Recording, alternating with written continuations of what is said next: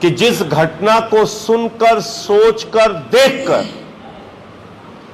लोगों की रूह कांप गई, जिस घटना को जानकर, देखकर लोगों की आत्मा हिल गई, जो इस देश के अंदर मानवता और इंसानियत को खत्म करने वाली घटना है, उस घटना के पीछे कौन लोग हैं, इसका खुलासा पूरे देश के सामने होना चाहिए। मैं उदयपुर कांड की बात कर रहा हूं।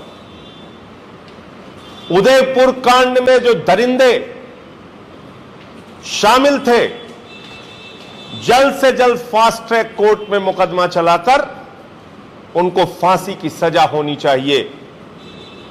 लेकिन इन दरिंदों का रिश्ता कहां से है, किससे है, कौन से लोग इनसे जुड़े हुए हैं, यह खुलासा आज आपके सामने करना जरूरी है। भारतीय जनता पार्टी के, आरएसएस के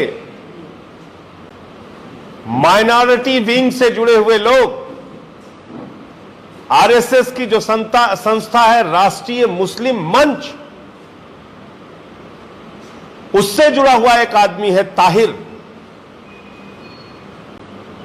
Bharatiya Janata party minority wing का प्रदेश का पदाधिकारी है इरशाद चैनवाला।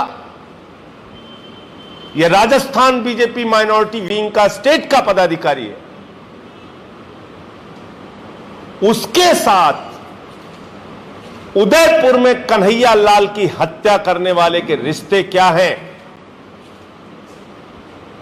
जिसमें वो गुलाब नाम के किसी बीजेपी के बड़े नेता का नाम ले रहा है, उससे रिश्ते क्या हैं?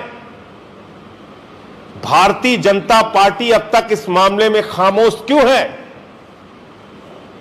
उदयपुर कांड में जिस हत्यारे ने कन्हैया लाल की हत्या की, उसके रिश्ते, रियाज के रिश्ते भारतीय जनता पार्टी के तमाम नेताओं से थे। क्यों थे, क्या वजह थी, इस साजिश का खुलासा पूरे देश के सामने होना चाहिए। और इसलिए मैं राजस्थान की सरकार से भी मांग करता हूं, जो भी इन्वेस्टिगेटिंग एजेंसी इसमें है उन सब से मांग करता हूं, एनआईए से मांग करता हूं, उन राष्ट्रीय मुस्लिम मंच के पदाधिकारियों को बुलाकर पूछताछ कीजिए, बीजेपी के नेताओं को बुलाकर पूछताछ कीजिए, उनसे जानिए कि उदयपुर कांड के पीछे का हकीकत क्या है, सही बात क्या है, सच्चाई क्या है, यह पूरा देश जानना चाहता है। एक आदमी की ऐसे गला काट के हत्या कर दी गई,